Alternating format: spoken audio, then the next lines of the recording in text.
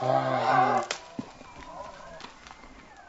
is the J. Scott Outdoors podcast on Western big game hunting and fishing, brought to you by GoHunt.com Insider. Research faster, hunt more. Go to GoHunt.com/insider and join today. I'm your host, Jay Scott, and I live and breathe hunting and fishing, spending half the year in the field experiencing God's creation. I hope you'll enjoy hearing about our adventures. Welcome to the J. Scott Outdoors podcast. Today we have a real special guest. We have Devin Beck, who went to the University of Arizona with a fisheries science major.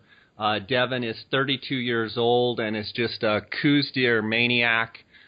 This guy loves to hunt Coues deer. He loves everything about these deer.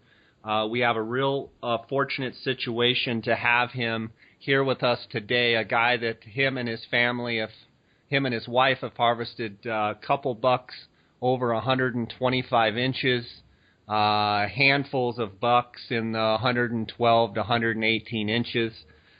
Devin lives in Tucson, Arizona, and is right in the heart of some of the greatest Coues deer country in Arizona. He runs Arizona Wildlife Designs Taxidermy Studio, and just fortunate to have him today. Devin, how are you doing? I'm doing great. That's awesome, buddy. I had to give you a little bit of a plug there, going to U of A, being an ASU grad myself. I've got family members that went to U of A and other family members that went to ASU, and it's always a great rivalry, sometimes more heated than some during football season, but right. Always nice. Anybody from the state of Arizona, in my mind, is a good person. So I'm glad to have you on the show today.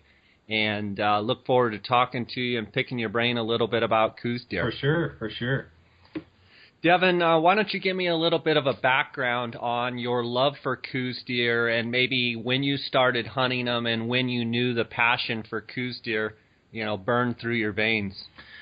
Growing up, my dad is a big-time mule deer fanatic. I grew up in St. John's, Arizona, north of Springerville there, and I guess my first taste of Coues deer, I think I was in 8th grade, and my dad and I drew a 27 late Coues deer hunt.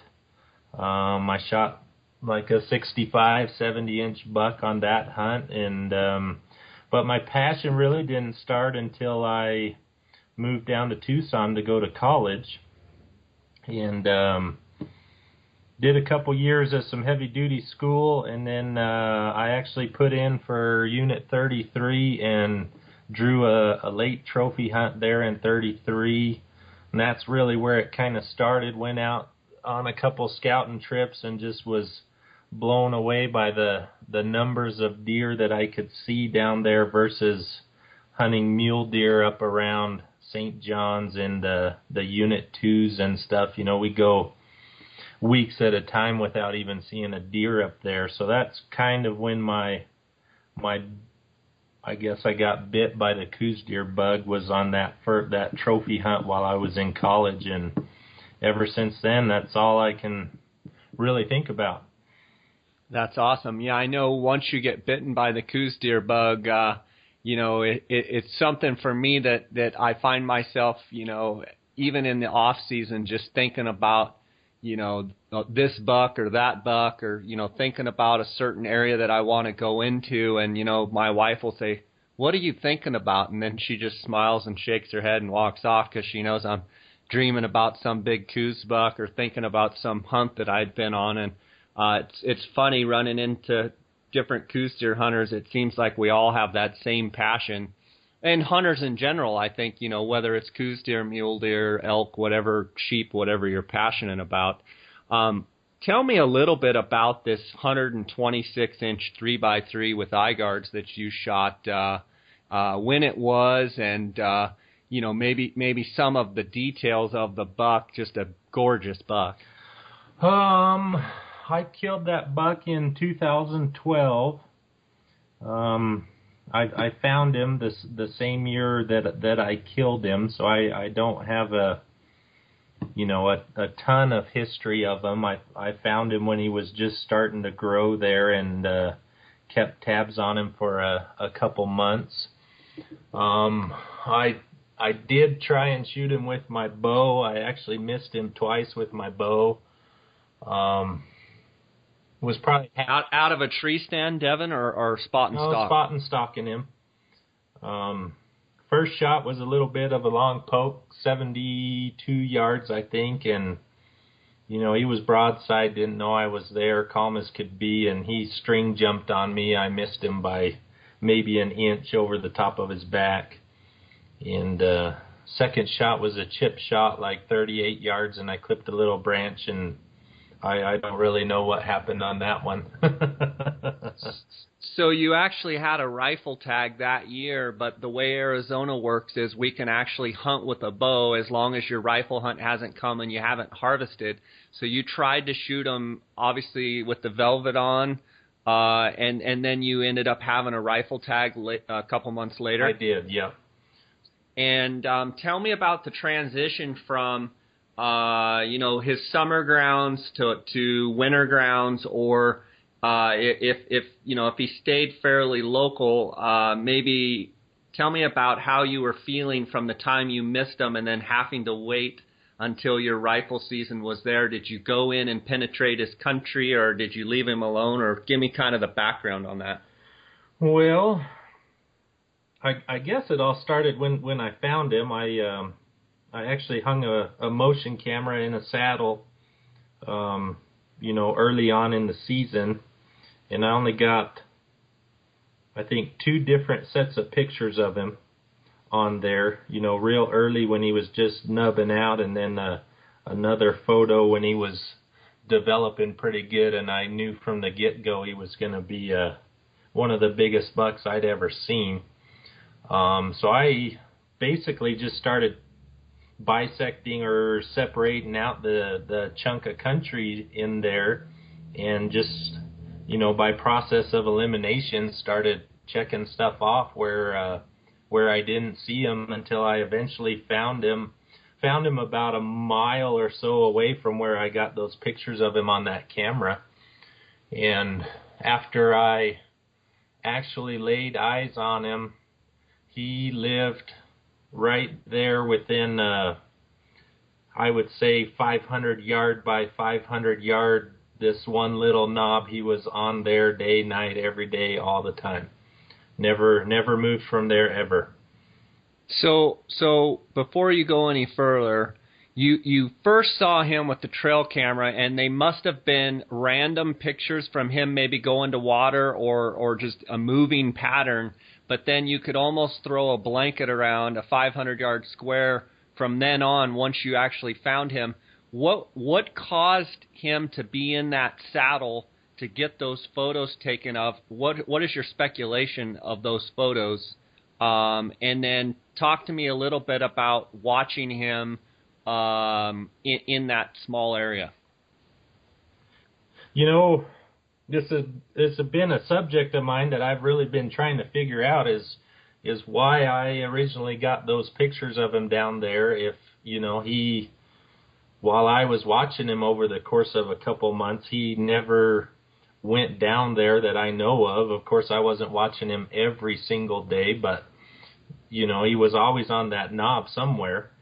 Over the last bit of a while running motion cameras, I find more often than not when these bucks are in velvet and growing, they tend to go for weird random walks, and I can't figure it out yet. I don't know what it is. I got another buck that I was watching the last couple years. The first time I got a picture of him was 2 miles from where he ended up, kind of where I considered his home range.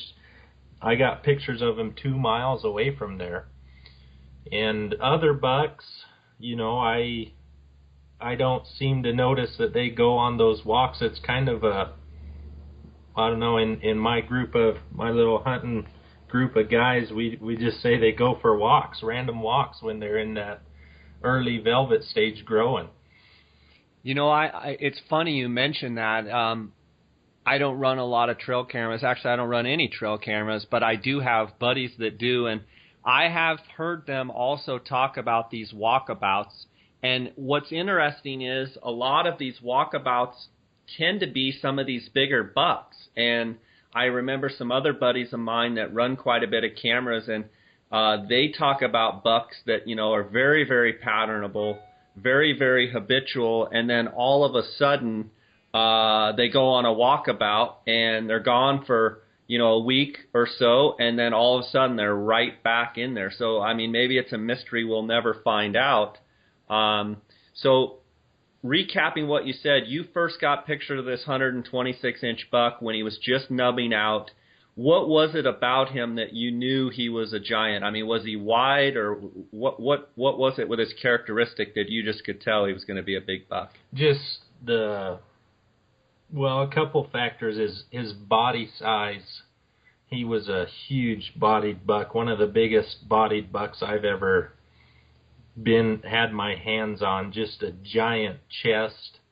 His back hips looked real small, and a big head on him, and just had mass, had some spread going. The points were real heavy coming off, and you could just tell that he was going to be something special, even early on, as early as that was. Were you able to, after you shot him, were you able to age him at all, or guess his age? And do you think he was an old buck, or do you think he just had super genetics and was just the, Shaquille O'Neal of Coues deer and just had everything going on in the right spots? My father actually sent one of his teeth away, and we got him aged, came back that he was 5 years old.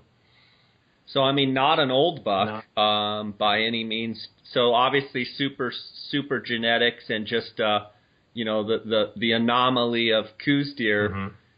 Devin, in your experience, how much do you think, do you think that there's some bucks that will never be 100 inches, and then all of a sudden you'll just have one that just everything lines up, and, by the time he's a 3-year-old, he's a, 105-inch deer? How much of that do you think plays in there? I mean, I do. There's the superior genetic deer, and there's deer that are, always going to be a 70-inch 2-point. It just, I've got multiple deer that we've watched year in and year out, and we see them over and over and over and over again. And, I've had deer that had the makings that I thought, they got good eye guards, good G2s, good main beam, good G3s, and you look at them, you go, man, I can't wait to see what that deer looks like next year. And then they get to a certain point and they just stop. Meaning that, say they turn, they're into 100-inch, and you're thinking, well, if I just let him go, what will he be next year? You'll think he'll be 107, and then you let him go and you think, oh, he's going to blow up 114, 115, but he just stays that, 105, 106-inch. He never goes ahead and blows up. You see that quite a bit. I do, yep.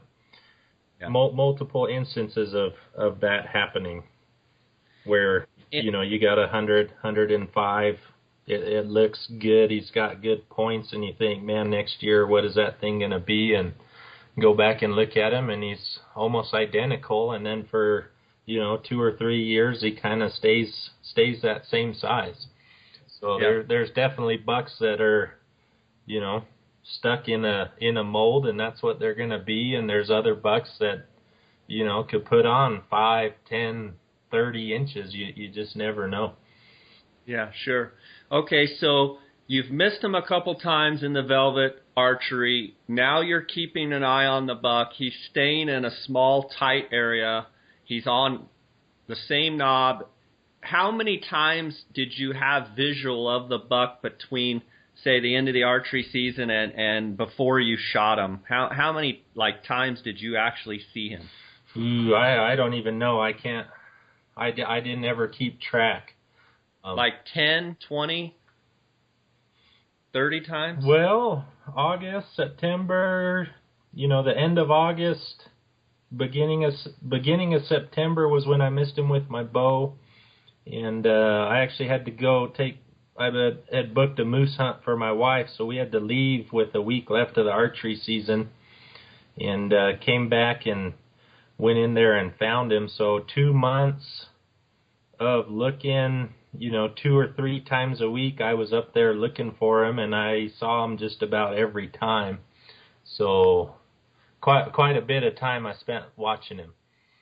And then the tag that you had drawn, which season did you draw, Devin? I had the early October hunt. Talk to me a little bit about the different seasons, and I'm betting that you're probably a proponent of those early seasons for a guy like you that has a bunch of time to scout. Talk to me about the benefits of that hunt as you see it. Exactly what you said. Finding these big deer, it takes a lot of work. And with as many tags as there are issued in our state, my feeling is when I find a deer that I am interested in harvesting, I really want to have the earliest crack at getting to that deer. And the October hunt really lends itself to that because the deer are still grouped up with other bucks. If they have deer that they hang out with, they're in a pretty stable pattern doing the same thing day in and day out. They might have multiple bedding areas or places that they go that's kind of random, but the general theme behind their habits stays the same that type of year.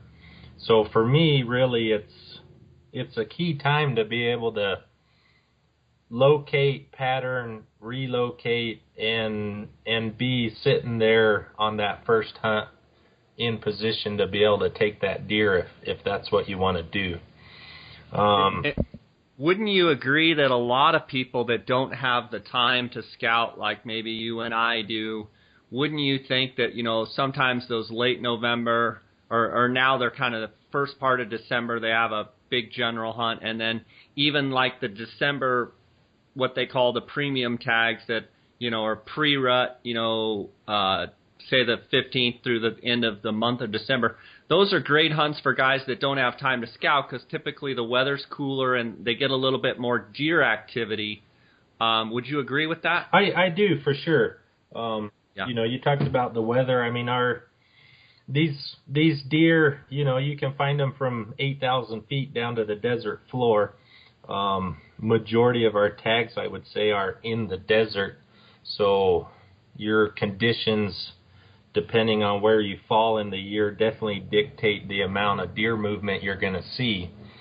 Those early October hunts, sometimes you're limited to 30 minutes in the morning and evening of good deer movement. The later you go, obviously, we start getting into December, late November, early December. You might pick up on a little bit of pre-rut activity there. The last couple years, I've really seemed to notice that the rut with these little whitetail seems to get later and later and later. That trophy December tag that I had in college, my first tag down in the desert there by Tucson, I remember going out on the 15th and seeing 3 or 4 bucks that were pretty heavy in with the does on the 15th of December. And as the years have gone by, it seems to me that has really tapered off. Now I don't seem to notice that much activity until you start getting into January, on these southern units around Tucson. But what if you had to guess why is that? Do you think it's pressure or do you think it's drought? What do you think the single most important factor for seeing later rutting activity is? I don't really know. I haven't been able to put my finger on that. It's one of those things like what we were talking about before. It's one of those mysteries. I kind of know exactly what you're talking about, and talking to a lot of old-timer Coues deer hunters, they would talk about, those December hunts, seeing lots of rutting activity at the beginning of the hunt all the way through. And I wonder if it's drought, and then, I wonder how much of it is pressure, and they just, have gotten chased around so much that maybe once the seasons die down, they actually have a little bit of time to not be looking over their shoulder as much, for hunters, and maybe have a little bit more time to just get after the does and get the rut going. It's hard to say. Going back to what you were saying on the October, and when you would go out and September, early October, when you were scouting for this buck, was the buck more vulnerable to your eye in the morning, or more vulnerable in the evening, or were they, would you say, 50-50 on the sightings? Once I figured out where he was and what he was doing, I mean, I could almost guarantee that I could go in there and see him. The mornings were probably better odds. There was a couple evenings when I sat there and he didn't come out where I could see him in time before it got dark. So probably the mornings were best, and he'd mill around feeding a little bit before he went in for the rest of the day. So better odds were in the morning.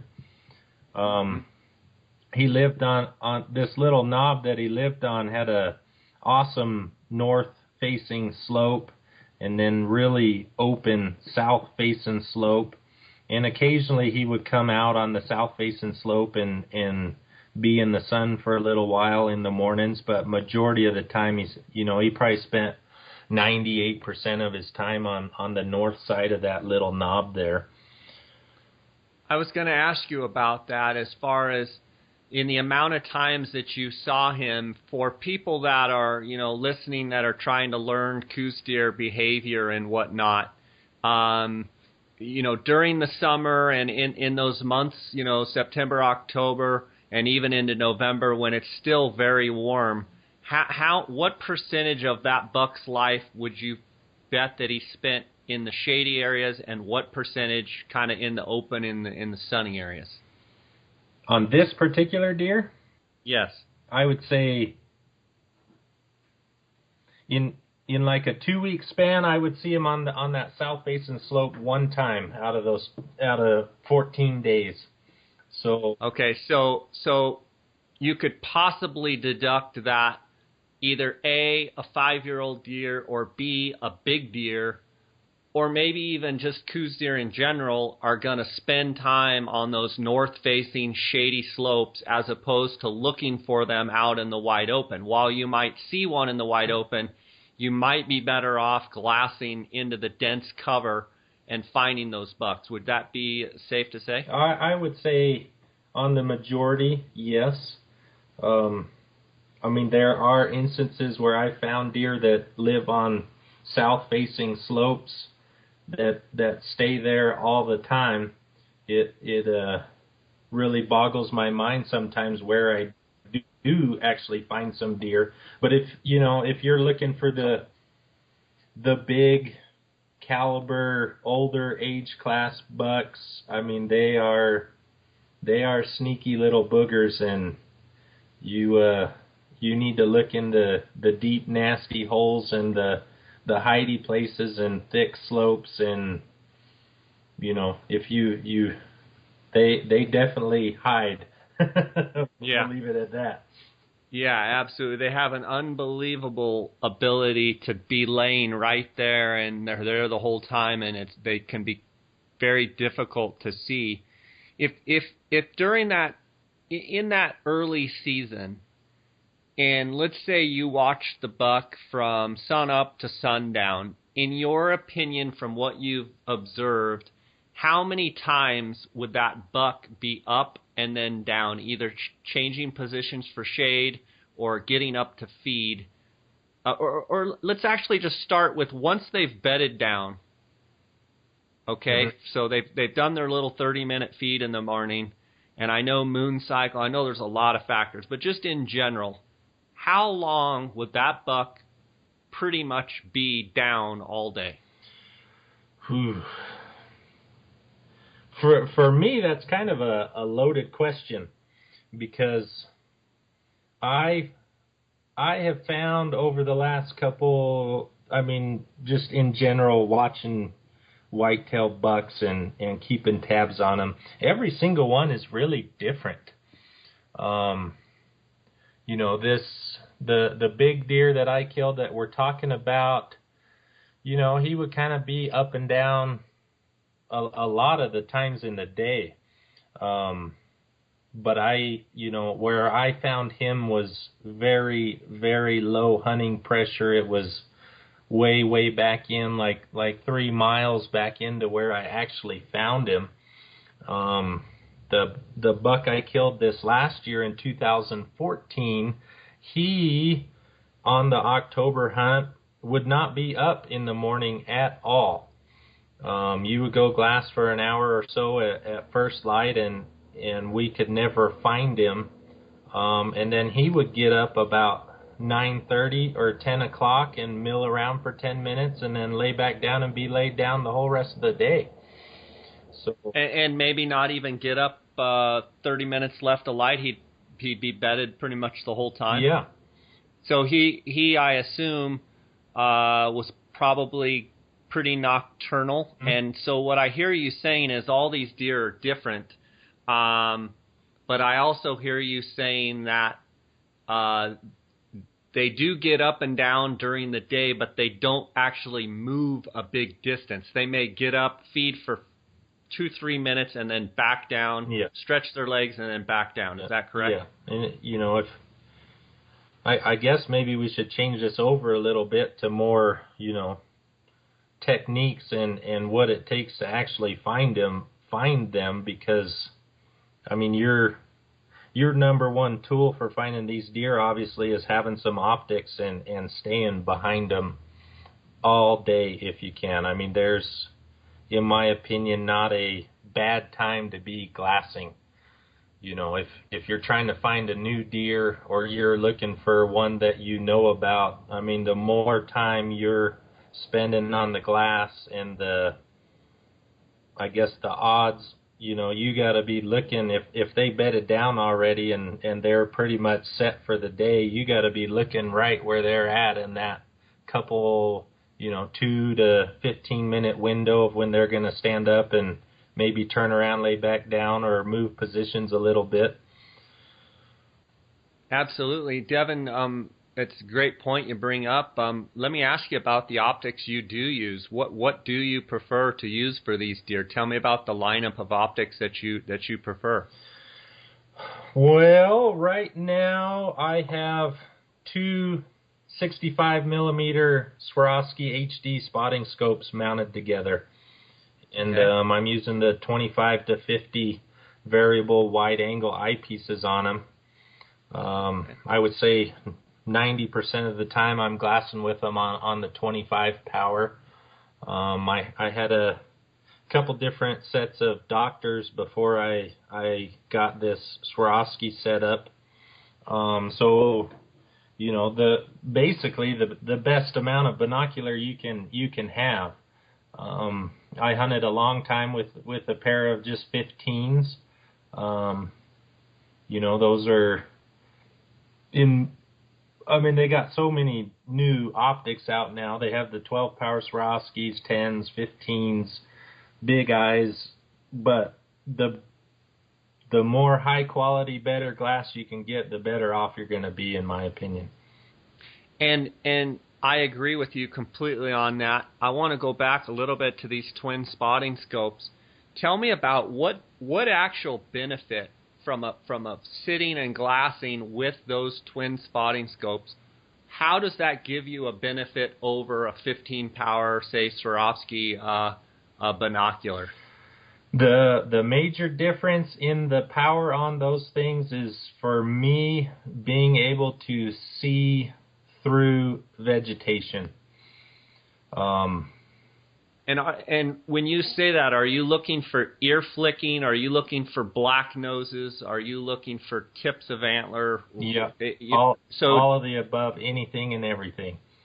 So definition, from an ability to not just look at a hill, you want to be looking into the hill and be able to literally pick up anything that's there that's a Coues deer characteristic. For sure.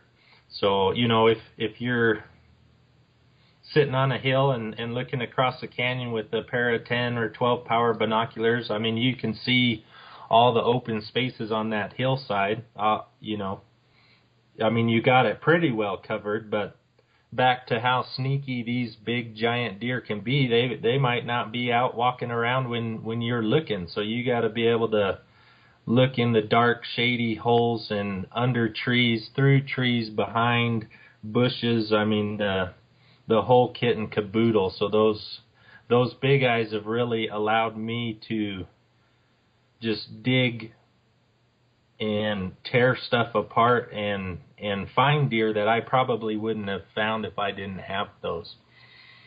And while we're on that subject, Devin, walk me through. Let's say you're glassing off a point. This is not a place where you've seen a big deer, but you're prospecting for deer, looking for a big deer.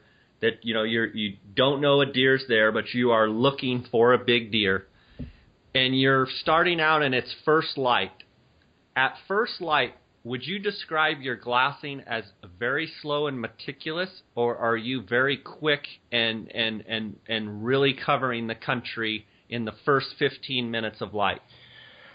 For me, when I first sit down somewhere, I generally look at it with my bare eyes, and I'll pick out 3 or 5 different places that look real deery to me. If I broke it up, I'd say, well, that bench over there, that little bowl over there, I kind of break it down and look at it and go, if I was a deer, where would I be? And I tend to pan through those areas relatively quickly, just looking for the obvious type deer. And then after I kind of go through the spots that look good to me, I try and break it up a little bit. But, I'll quick glance everything that I can see, just looking for the obvious stuff. Not crazy wild fast, but try and catch deer that are in the open and obvious right off the bat. And, I'll probably do that for about an hour or so. And then because, by the time you look in the spots that I think look good to me and you kind of glance over it all good, you got it pretty covered. And then I will just sit there and start from the right edge and down and up and down and up and down and up all the way across everything you can see. Okay, so so what you're saying is you glass in the obvious spots that your eye tells you that look like a deer's there, but then once the morning progresses, you're going to slow way down and you're going to start gridding and really trying to pick apart the whole base of the hill and the whole coverage, everything you can see. And you typically start and go from right to left, or were you just saying that as an example, that from right to left, or do you always go right to left? Just as an example. Okay, and then you also said something about up, down, up, down. When you're gridding, I go side to side, side to side, side to side, and then, down, side to side. Do I hear you correct that you are gridding up and down on your sweep when you're sweeping through there? I do. I tend to go up and down. So I'll go up, move to the left or right, and go down, move to the left or right, go up. And we're getting detail here, but this is kind of stuff that I think people can learn from. Are you taking, say, a whole north-facing slope and gridding all the way to the bottom, all the way to the top, or do you sometimes break it down into areas? Kind of just what you feel for the day, but you got to look at the whole hill. Yeah. I mean, some of these you're going up on these high knobs and you got a ton of country to cover. If you get too methodical, you may not even cover the whole country in a day. Yeah, that's a big factor with using those big binoculars that I got is, I mean, you can see so much country with those that there's days and places where I go and, I might only glass one ridgeline in that country that day, because there's so much to look at, you can't cover it all. So, some places it might take 5+ trips in there to actually glass it all one time. Yeah, absolutely. It just depends on the country you're looking at. Mm-hmm. Let's shift gears a little bit to, you've been watching this deer. Walk me in to say, a couple days before into the hunt, and tell me a little bit about how the hunt went down for this 126-inch deer. Well, my goal and my thought when we find a deer that we like is, I want to be set up first light on opening day to be basically pulling the trigger on that animal. The majority of the hunt for me is actually not when I have a tag. When you have the tag in your pocket, for me, that's 5% of, well, I don't know if you could say it's 5%, but that's a small portion of the actual hunt for me. Finding the deer, figuring them out, where they live, and to be set up right there to kill them the first chance you have is my kind of goal with these little deer. So to the actual hunt with my tag on that October rifle hunt, I actually, because the deer was so far in, I packed in there on Monday, and I set up a little one-man tent across the canyon from where I saw the deer 98% of the time. And, I hid my tent, and I could crawl out of my tent and in 5 steps be to my tripod and looking at that hill where that deer was at. And I watched him all day Monday, Tuesday, Wednesday, and Thursday before the hunt even opened. On Thursday, I actually had him bed down 250 yards across the canyon from me all day there on Thursday. So it was, for me, it was a pretty sure thing that come Friday morning, he was in trouble. And Friday morning, why I didn't really sleep Thursday night. I basically laid there awake all night, and I don't know what time I ended up crawling out of my tent, but it was probably an hour or so before, even first light where you could see anything. And I sat there for a long, long time just trying to actually calm myself down, because I was on cloud 9 just waiting for things to go down. And it finally got light enough to glass, and I glassed the couple spots. He kind of had, even on that one hillside, he had 3 general spots on there where he hung out the most. So I looked in those spots, and he wasn't there, and I kind of glassed the hillside real quick and couldn't find him, and I kind of started freaking out, thinking maybe I had camped too close or, what happened. But I knew he had to be there because I had been there for 4 days already. And so I just had to calm myself down, and I started on the upper right corner, and I started gridding the hillside apart, and I got about halfway through the hillside and ended up glassing one of the little bucks that he hung out with all the time, and was looking at that deer, and this big deer's head popped out of the bushes. They were just in some pretty deep brush. And Devin, how far was the buck? I assume the night before on Thursday night you bedded the buck. How far had he moved from the night, from the last time you saw him till where you picked up the little buck and where he ended up popping out? They were just straight up from where they had been the evening before. So Thursday evening they were 250 yards straight across from me, and that morning when I found him there, they were 500 yards away. But they were, just straight up from where they were the night before, but clear at the top of that little knob that they were on.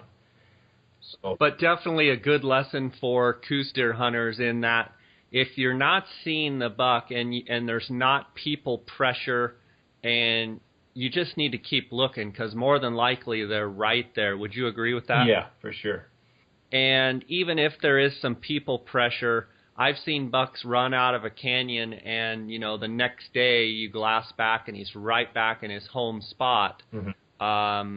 And so I think that's a good lesson for people to learn and to listen to. And I've seen it hunting with Dar so much, and especially big bucks. It just seems like they're so, if you believe in the pattern and believe in your scouting, you can really hone in on these bucks. Mm-hmm. So you found the buck and moved over. Did you have to move at all, or were you able to shoot him from your position? Well, I had my gun all benched up already the day before, expecting to find him at first light and shoot him right across the canyon there, a little chip shot. And now he was, 500 yards away and at the top of the hill, so I had to adjust my setup with my rifle a little bit, and I actually had buck fever so bad that I can imagine. He, the top of the hill was pretty brushy and some big trees up there, and so I got on him with my gun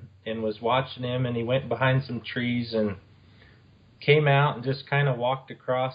There was 3 openings on the top of that hill, and he walked across the first one and didn't stop, so I didn't shoot, and then he came out in the second one, and it was almost like he knew I was there because he would walk and then stop behind the trees. Then he walked across the second opening and stopped behind the trees. And then he started feeding again, and, his head came out and his neck came out, and I was getting ready to shoot and just waiting for him to take that one more step, and wouldn't you know it, he lifted up his head and just walked across that third opening. And so I didn't shoot at him, and then I got a little bit worried because the whole rest of that knob I couldn't see, but I knew that they were going to be hanging out there from all the time bow hunting him and watching him, so I ended up grabbing my rifle and I ran across that canyon. There was a little saddle between my hill and the hill that he was on, and I ran down through that saddle and up the other side and kind of around the corner without getting into details, but I popped out and looked up the hill where I thought they were going to be, and he was standing there at, I don't know, it was 125 or 130 yards or so, and I knelt down behind my tripod, and the rest is history. That's awesome. Was he aware that you were there? Was he on to you or no? No, he didn't have a clue. Yeah, that's awesome. And so he ended up being 126 and change gross as a 3x3 with eye guards? Yeah. Just a beautiful, typical buck. Did he have any extra points at all, or was just perfect, clean, typical? No, he's a perfect, clean, typical. That's about as big a 3x3 buck you could possibly shoot. Yeah, I don't think I'll be able to top him with that. No cheaters, no nothing. And what were his twos? Was he like 9 and 7 or 9 and 8? What were his G2s and G3s? I think they're all a little over 9 inches. Oh wow, the 2s and the 3s are over 9 as well. Uh-huh. That's beautiful. And so he was probably about 14 inches wide? 15 and an eighth, I think, on the inside. Beautiful. That's just with I remember 19 and 6 on the main beams, I think. Beautiful. Crazy mass, he's real heavy and just he took the first place in the 2012 Boone and Crockett Awards period for the typical category. That's awesome. So I am tickled to death with it. That's awesome. And that's your biggest personal deer? That is my biggest personal buck, yes.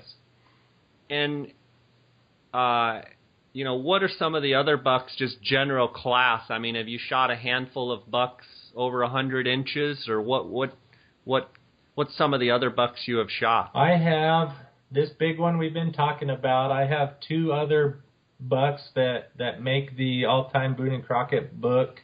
Both of them are around 118 gross inches. One net's 111, the other one 113. I have another 4x4 with eye guards that missed the all-time book by a 1/4 inch. And a handful of really nice 107 to 113 gross type deer that are big giant bucks. My wife's got a velvet buck that she shot with her bow that on the day she killed it was around 119 gross. She's got a handful of other big bucks, and then this one she killed just this last year with her muzzleloader is total gross inches on him is 128 and 3/8, I think, if you just add it up like SCI would. And goodness, what's his main frame? Is he a typical or a nasty non-typical? He is a 4x4 with eye guards, and then he has matching forks in both of his G3s. Oh man, and so you've been around a lot of big bucks. Out of all those bucks you just mentioned, how many of those bucks are bucks that you've seen prior to the season? I don't need an exact number, but on a give me a percentage. Are most all of those bucks scouted out bucks that you knew were there and that you have a plan and you efficiently go after those bucks? Total out of all of them that we killed? I mean, when I first started hunting, we would. Well, I'm talking about, some of the better bucks. Are most all of the better bucks, say 105 or better, are most all of those bucks that you have really scouted and had a game plan and worked on killing that specific buck? The ones that I have killed, I would say, yeah. Okay. The ones that my wife have killed, she always gives me a hard time about, getting out and scouting for you. But by the time my tag comes, you killed most of the ones you knew about with yourself or somebody else, and I get the end of the straw there with her. But I don't know. She's got some fantastic luck, and we tend to pull them out of the woodwork when she's hunting. Her that big buck that she just killed, we did not know about that deer until the day I found him. And did you find him during the season then? We did. It was the third day of her hunt, and I had a big buck picked out for her, but a guy ended up killing it on the October hunt. So we were going after a different buck. We had spent a couple days looking for him and had some bad weather and stuff just kind of mess us up, and there was a chunk of country that I had always wanted to go look in, and I just hadn't had the time to do it. And that morning I told her I had had enough of looking for the buck that we were after, and ended up going in this new chunk of country. And the third draw that we ended up looking in, that buck was standing there, and it was 9 o'clock in the morning and he was up. I don't know what he was doing, but we came around this little corner, and I just looked up the draw with my bare eyes and saw him. And so as much as I'd like to say we had him patterned and knew about him, we didn't. But, it goes to finding these big deer. I mean, obviously you got to have a lot of time to put into it. You got to kind of think outside of the box and look in places that are, maybe getting overlooked or don't have a lot of hunting pressure for a couple years. One of the major factors, in my opinion, is just having a knack for where to look. My two closest hunting buddies, they always tell me all the time, well, why did you go look in there? Or, what in the heck were you ever doing over there? And my answer is, I don't know. It just looked good to me, and I went in there and looked. So definitely, the more time you can look, the more places you can look, and, the number one thing is being persistent. Just because you went and glassed somewhere once doesn't mean there's not a big giant buck in there. You might have to go there. For instance, my 2014 buck, I saw him in very early on when he was still in velvet. I just got about a 30-second look at him before he topped over a ridge, and I think we went in there 10 or 12 times before we saw him again, and saw him hard-horned. He had rubbed his velvet, and then we went in there another 3 or 4 times again looking for him and couldn't find him. The next time, so I saw him in velvet. We saw him hard-horned right after the velvet stage. The next time I think we saw him was the day before the hunt started, Thursday before the hunt, and ended up shooting him on Friday. Got lucky, and that buck was one that wasn't like anything else. I mentioned to you before, he at first light was always bedded down, never moved during prime time in the morning. About 9:30 or 10 o'clock he would get up and maybe move beds, and if you didn't know or you weren't looking right where he was at, you dang sure wouldn't see him. So just a sneaky dirty old buck. Exactly. Sounds like a great buck. And if you had to pick a time other than, say, the first hour and last hour of light, if you had to pick a specific 1 hour time, and I know you and I and the guys that are really into Coues, we glass all day, but if you had to say, I'm going to glass first hour, last hour, and one other hour, when would that be? For me, it would probably be a even toss-up between like 10, 11, or 1 or 2 or 2 to 3 o'clock, somewhere in there. It's funny you say that, because I'm the same way. That 10 to 11, I don't know what it is, but it just seems like those bucks always get up around 10 o'clock, 10:30, somewhere in there. Mm. No matter what the moon's doing, no matter what time of year it is, it seems like 10 o'clock, it just seems just those deer get up then. So it's very interesting that you say that. We've just scratched the surface here today talking about Coues deer, and I look forward to having you on again, because there's just so much to talk about with these deer, and we've already learned a lot about how you do things and how methodical you are, and you can hear the passion that you have for these deer. Mm-hmm. So I applaud you for that, and I look forward to having you on again to talk about other things, because we've got moon cycles, we've got temperature, we've got rutting, we've got all sorts of stuff to talk about. Before we close here, tell me a little bit about your taxidermy, the Arizona Wildlife Designs. Tell me a little bit about your operation and how people can contact you, either through Facebook or through your website or what have you, email or whatever you want. We're a pretty small studio. Used to be Harlow's Taxidermy. Chris Harlow ran it for a long time, and I took over from him about probably four years ago now. And we have a website. It's ArizonaWildlifeDesigns.com. We have a Facebook page, Arizona Wildlife Designs. And we're relatively small. It's myself and Chris still works for me, and I have one other full-time employee in there.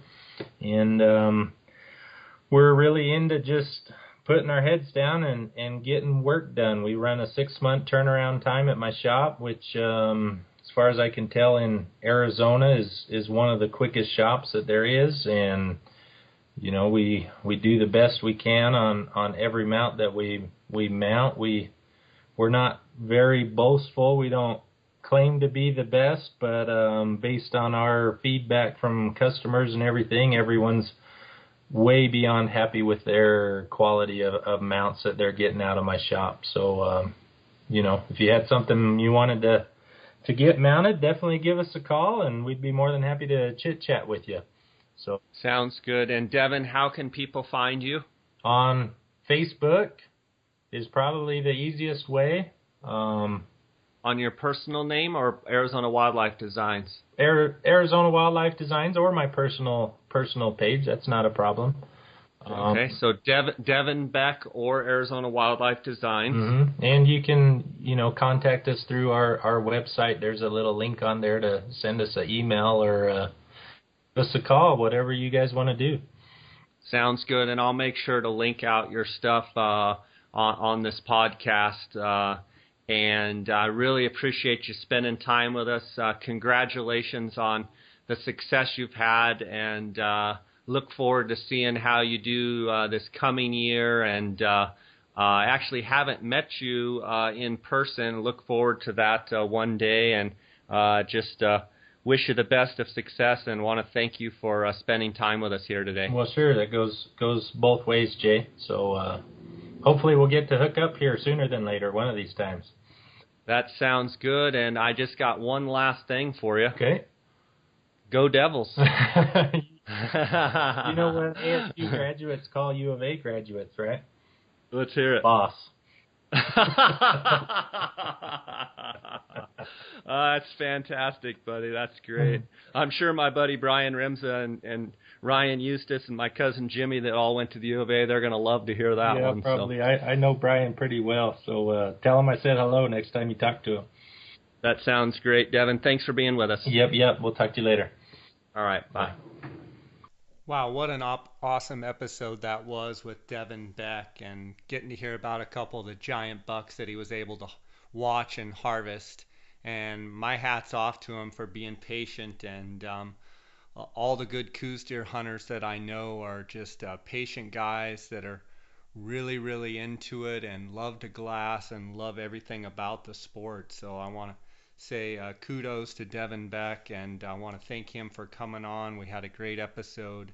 I want to thank you, my listeners, for all your loyal support. I want to thank you for all your questions and comments. I want to thank you for going on iTunes and giving 5-star ratings and leaving good positive comments. That helps our placement with iTunes. For those of you that tune in through Podbean, I want to thank you for tuning in, and just really appreciate all of the great feedback from you guys. If you need to get a hold of me to leave comments, questions, please email me at jscottoutdoors@gmail.com. You can keep following along with us on our Instagram at jscottoutdoors, and my associate Dar Colburn, on our Facebook page at jscottoutdoors, and on our YouTube channel, jscottoutdoors YouTube channel, on the website jscottoutdoors.com, as well as our Colburn and Scott Outfitters.com.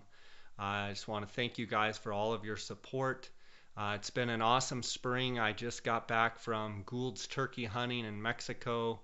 Had an awesome spring turkey season. I believe 19 turkeys I got to watch get killed this year.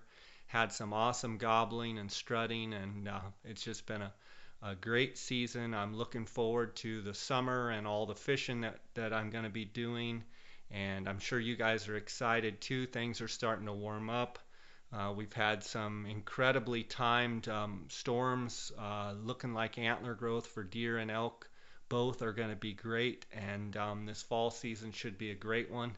So just exciting times here. I want to thank you guys again for your support, and until next time, guys, God bless. Thanks for listening to the J. Scott Outdoors Western Big Game Hunting and Fishing Podcast, brought to you by GoHunt.com Insider. Research faster, hunt more. Go to GoHunt.com/insider and join today.